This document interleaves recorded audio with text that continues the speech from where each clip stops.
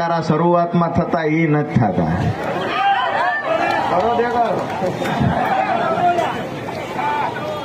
આ દેકારો 2027 સુધી ચાલુ રાખવા માટે જ ભેગા થયા છીએ. આજે આમ તો ઘર આંગણે કાર્યક્રમ હોય એટલે આપણે વધારે વિશેષ કઈ ન બોલવાનું હોય, પણ અહીંયા ખાસ કરી તમામ મહાનુભાવો જ્યારે આપણી ઉત્સાહ આપણને પૂરો પાડવા માટે અહીંયા ઉપસ્થિત થયા છે. આ કોને તકલીફ છે? વરણ વગાડે ભાઈ, પોલીસના મિત્રોને કયો ને એ બંધ થઈ જાય. વરણભાઈ વગાડે છે, ઉતાવળ છે. તો અહીંયા જ્યારે આપણી વચ્ચે આપણો ઉત્સાહ વધારવા માટે આપણી વચ્ચે જ્યારે ઉપસ્થિત છે પ્રદેશ પ્રમુખ ઈસુદાનભાઈ ગઢવી, જોરદાર તાળીઓથી ઈસુદાનભાઈને પણ વધાવીએ. સાથે જ આપણા ધારાસભ્ય ગોપાલભાઈ ઇટાલિયાને પણ જોરદાર તાળીઓ બંધ ના થવી જોઈએ. જેની પાસેથી હું ઘણું બધું શીખ્યો છું એવા સાગરભાઈ રબારી આપણી વચ્ચે ઉપસ્થિત છે, એમના માટે તાળીઓ. ફાયર વક્તા એવા કરશન બાપુ ભાદરકા, એના માટે પણ તાળીઓ થઈ જાય ને આપણા મહિલા લીડર જ્વેલબેન વસરા માટે પણ જોરદાર તાળીઓ.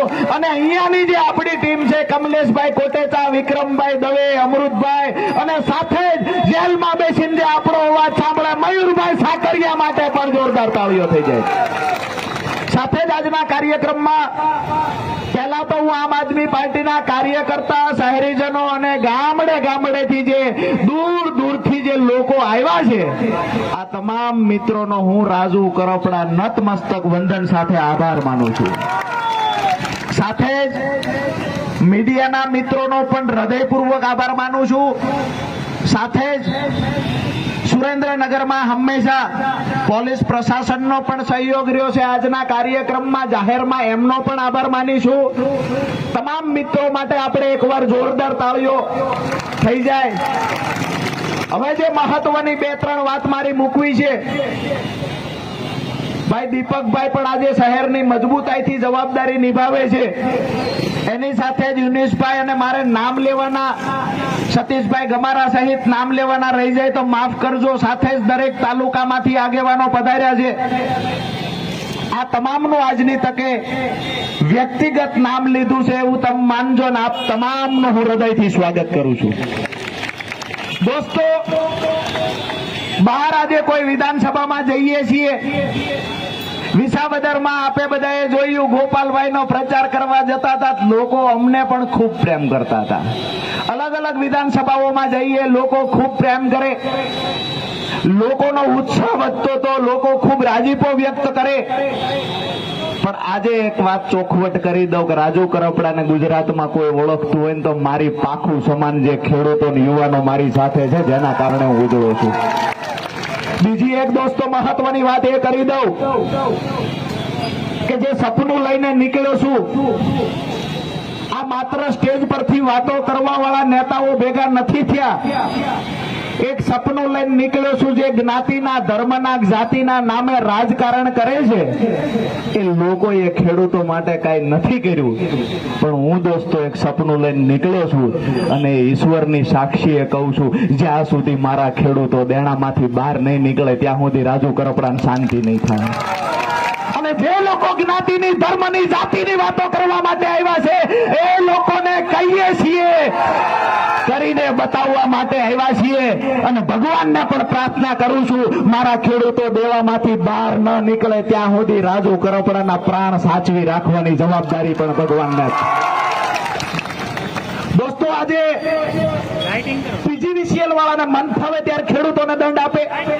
જાણે બારવટિયા ગામડા ભાંગવા નીકળ્યા હોય એમ ગામમાં 10-20 ગાડીઓ લઈને ઘૂસી જાય, ખેડૂતોને ખોટી રીતે દંડ ફટકારે, ઘરે ચા પીવે, તમારું કાંઈ નથી એવું કે, અને અઠવાડિયા પછી નોટિસ આવે, ₹1,00,000 દંડ, ₹1.5 લાખ દંડ, ₹2 લાખનો દંડ. આવું થાય છે? મારી વાત સાચી છે દોસ્તો? અમે એ સપનું લઈને નીકળ્યા છીએ. આજે ઈસુદાનભાઈ છે, ગોપાલભાઈ છે, આવનાર સમયમાં સરકારમાં જે મહત્વની જવાબદારી ઉપર 2027માં જે લોકો બેસવાના છે, બંને આપણી વચ્ચે ઉપસ્થિત છે. ત્યારે એક મહત્વની વાત એ કરું કે અમે સપનું જોયું છે કે ખેડૂતોને જે પીજીવીસીએલ ના અધિકારીઓ સૌરાષ્ટ્રમાં હેરાન કરે છે, અમે ઈચ્છીએ છીએ કે પીજીવીસીએલ નો કર્મચારી ખેડૂતના ખેતરમાં રિપેરિંગ સિવાય ક્યારેય પગ ન મૂકે, એટલે વીજળી મફત કરવા માટેનું સપનું પણ અમે લોકોએ જોયું છે. જેવી રીતે પંજાબમાં ખેડૂતોને વીજળી મફત આપવામાં આવે, ગુજરાતમાં શા માટે ન મળે? અહીંયા પાક નુકસાન થાય છે, ખાતરની થેલી લેવા જાવ તો ખાતર નથી મળતું, ડીએપી લેવા જાવ તો સાથે નેનો બિનજરૂરી પ્રોડક્ટ પધરાવે, યુરિયા લેવા જાવ તો એની સાથે બિનજરૂરી પ્રોડક્ટ પધરાવે, અતિવૃષ્ટિથી પાક નુકસાન જાય, કમોસમી વરસાદથી પાક નુકસાન જાય. અત્યાર સુધીમાં ભાજપના એક પણ નેતાએ ખેડૂત માટે રજૂઆત કરી છે ખરા? આ તમારો ભાઈ ખેડૂતો માટે જીવ રેડી દેવા આવ્યો છે. આબરૂ તમારા હાથમાં છે, આબરૂ ન જવા દેતા. આજે ડંકાની ચોટ પર કહીએ છીએ કે જ્યારથી સમજતા શીખ્યો ત્યારથી મારા ખેડૂતો માટે, મજદૂરો માટે લડું છું, અને આવનાર સમયમાં ગમે એવડી તાકાતથી લડવું પડે. ચૈતરભાઈ જેલમાં પૂર્યા, અહીંયા આપણા કાર્યકર્તાને જેલમાં પૂર્યા, ભાજપના નેતાને કહીએ છીએ, અને અમુક અધિકારી જે ભાજપના નેતાઓએ દત્તક લીધા છે એને પણ કહીએ છીએ તાકાત હોય તાકાત લગાવજો. જો અવાજ દબાવવામાં તમે સફળ થાવ તો કેનાલમાં ડૂબીને મરી જવાનું છે. અવાજ કોર્ટમાં હશું તો આ જ અવાજ હશે, જેલમાં હશું તો આ જ અવાજ હશે, રોડ પર હશું તો આ જ અવાજ હશે, અને વિપક્ષમાં બેસવાનો પહેલો મોકો મળ્યો તો પણ આ જ અવાજ હશે. સી.આર. પાટીલને ગોપાલભાઈએ ચેલેન્જ કરી છે કે તમારામાં તાકાત, મેં વિપક્ષમાં શું કામ કહ્યું એ બી કહું, કે તમારામાં તાકાત હોય તો એકાદા ધારાસભ્યને ખરીદીને પેટા ચૂંટણી લાવી દો. અત્યાર સુધી કાગડાને રમત થાય, ડેટકાને જીવ જાતો તો. ભાજપ વાળાને સારું લાગે ત્યારે કોંગ્રેસનો ધારાસભ્ય લઈ આવે, સારું લાગે ત્યારે ચૂંટણી લાવે, સારું લાગે ત્યારે પોતે ઈચ્છે એ મુજબ પરિણામ મળી જતું હતું. પહેલી વખત વિસાવદરની જનતાએ ભાજપના નેતાના ગાલ પર થપાટ મારી છે, અને મતદારોની તાકાત શું છે એ બતાવ્યું છે. તો આવનાર પેટા ચૂંટણી સી.આર. પાટીલને જ્યારે ગોપાલભાઈએ ચેલેન્જ કરી છે, હું માનું છું કે આ ચેલેન્જ સી.આર. પાટીલ સ્વીકારી લે, અને એકાદી પેટા ચૂંટણી આવે તો અમારું ગોઠવજો. પ્રમુખ સાહેબ, મહત્વની વાત એ છે, લોકોનો પ્રેમ ખૂબ છે, પણ હંમેશા સુરેન્દ્રનગર જિલ્લો અને મારી ચોટીલા વિધાનસભાએ જેને મને મોટો કર્યો છે ને એ વિધાનસભા માટે આખરી શ્વાસ સુધી લડવા રાજુ કરપડા તૈયાર છે. સિંચાઈના પાણી માટે આવનાર સમયમાં લડાઈ આપણે લડવાની છે. આપણા બાળકો કોઈના ગુલામ ના બને, આપણા બાળકો જગતના બાપના દીકરાઓ કોઈના કારખાનાના મજૂર ના બને. આ લડાઈ આપણે લડવાની છે. મારી પૂર્ણ તૈયારી છે. તમને પણ પૂછું છું, તમારી તૈયારી છે હા કે ના? જેલમાં જવાનું થાય તો તૈયારી છે, કોઈ ઓફિસનો ઘેરાવ કરવાનો થાય તો તૈયારી છે. ઉત્સાહ સાથે હાથ પાડો છો ને હોકારો આપો છો. એક વાત ચોક્કસ કહીશ કે હું આ દહમતા પ્રવાહમાં કૂદી પડ્યો છું. હવે ડૂબી ના જાવ એ જવાબદારી પણ તમારા માથે છે. આજે અહીંયા મહાનગરની વાત કરીએ, સુરેન્દ્રનગર મહાનગરપાલિકાની હાલત આજે શું છે?